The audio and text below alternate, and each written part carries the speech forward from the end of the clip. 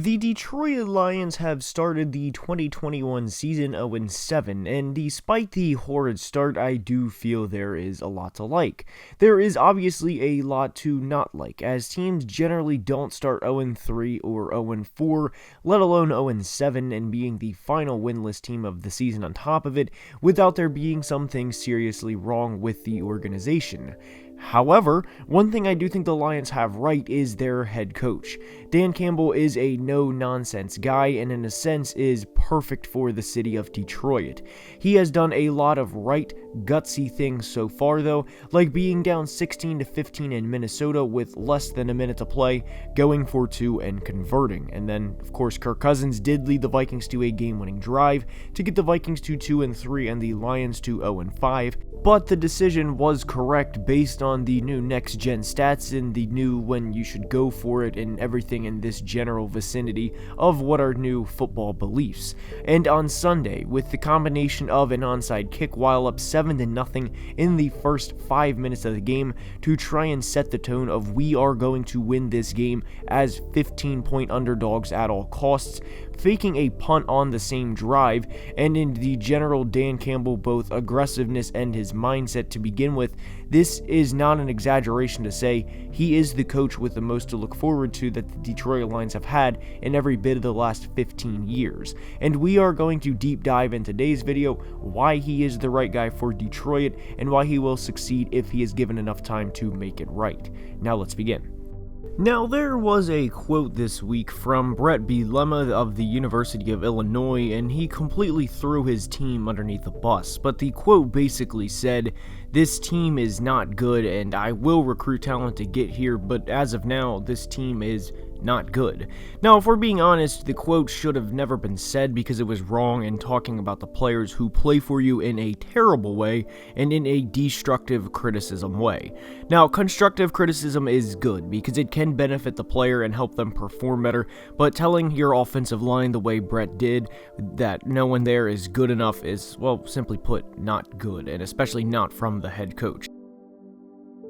Now, Dan Campbell is a rider for his guys and would do anything for his team and would 100% never go in an interview and just bash players even if they deserved it. And after that Vikings loss where they gave up nearly 50 yards of offense in roughly 30 seconds to then lose on a 54-yard field goal, if Dan Campbell would have came into the press conference post-game and said, look, they have Jefferson and Thielen, the whole world knows it, an X or Y player has to do a better job of not letting him hit this or that spot in the defense. Knowing the situation in the game, I wouldn't have really blamed Dan for feeling that way. But Campbell does not operate in this sense and takes the blame himself and acknowledges you have to put up more than 16 points on the road if you want to win in mostly every game.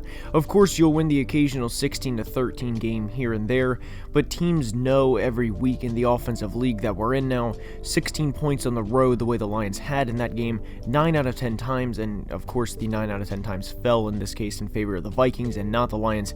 16 points did not cut it.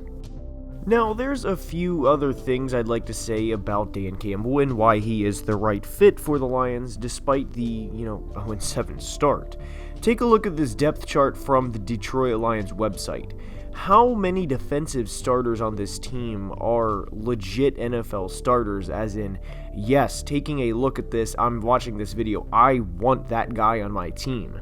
This is extremely simple, but a head coach's job is to coach the talent they have on the roster to the best of their ability, and simply put, there's not a lot of talent on this roster. Outside of Trey Flowers, Michael Brockers, and maybe Alex Anzalone, they're not good, and even when Jeff Okudah was healthy, he looked nothing short of a first-round bust, and if you're saying I want him on my roster, you're pretty much basing that off of what he did in college, because Jeff's rookie year was horrific and he was not good in week 1 of the 2021 season. So while the Lions are 0-7 and all of these losses go on his resume, Campbell's of course, there's no talent or very, very little there for him to stop opposing teams. And thinking out loud for a second, how are you going to take this roster into Lambeau Field and say, all right, let's go stop the reigning MVP and ultimately one of the best quarterbacks of all time in Aaron Rodgers, hold him to 14 points so he can squeak out a 17-14 win? And long story short, you don't, at least not with this roster. And when defense is 50% of the game and your defense has maybe 1 or 2 or even at most 3 starters that are decent NFL players, not surprisingly, you're going to lose a lot of games. Dan Campbell has been aggressive at times, but he hasn't been recklessly aggressive, and he as a decision maker has not lost the Lions games, and he did not throw away their season by this or that decision.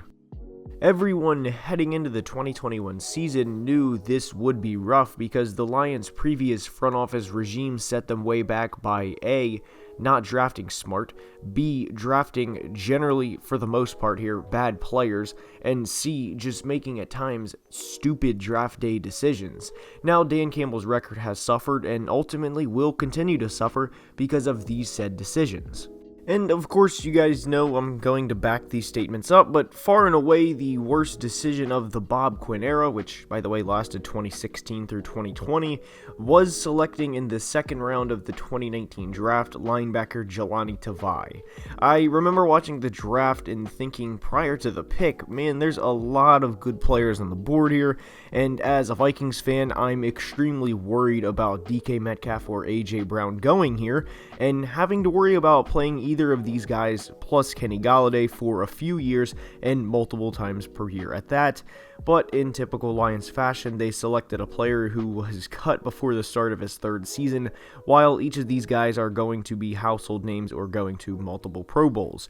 For reference, the final roster featured receivers aside from Kenny Golladay, a 34-year-old Danny Amendola, a 6th-round rookie in Travis Fulgham, and a previously undrafted free agent in Chris Lacey. So forget potentially giving Matt Stafford DK Metcalf when we can just draft Jahlani Tavai instead.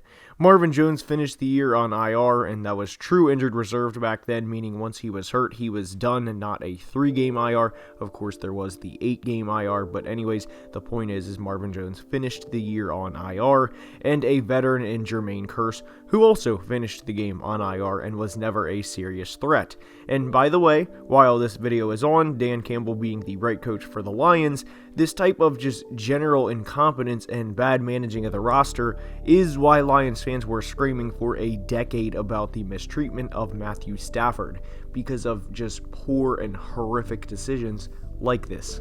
And it's just not a decision here or a decision there. The Lions had Matt Stafford for over a decade, and this is a player who is thriving in Los Angeles and is playing the best football of his career, and all Detroit could muster up was 3 postseason appearances, and of course no wins came in those games. For anyone who does not know, the last Lions postseason win, I don't know exact, but it was sometime in the 1990-92 area, so anybody under 30 years old has no cognitive memory of the Detroit Lions, and probably 35 years old for that matter, of the Detroit Lions winning a playoff game. So to say MCDC or Motor City Dan Campbell inherited a bad situation would really be an understatement. His quarterback, and this may sound crazy here because you may not have realized it, but Jared Goff has never won a regular season game without having Sean McVay as his head coach. He was drafted in 2016 with Jeff Fisher as his coach, went 0-7 as a starter that year, and then of course they hired Boy Wonder McVay, and he was there for the rest of his time and still is there in Los Angeles.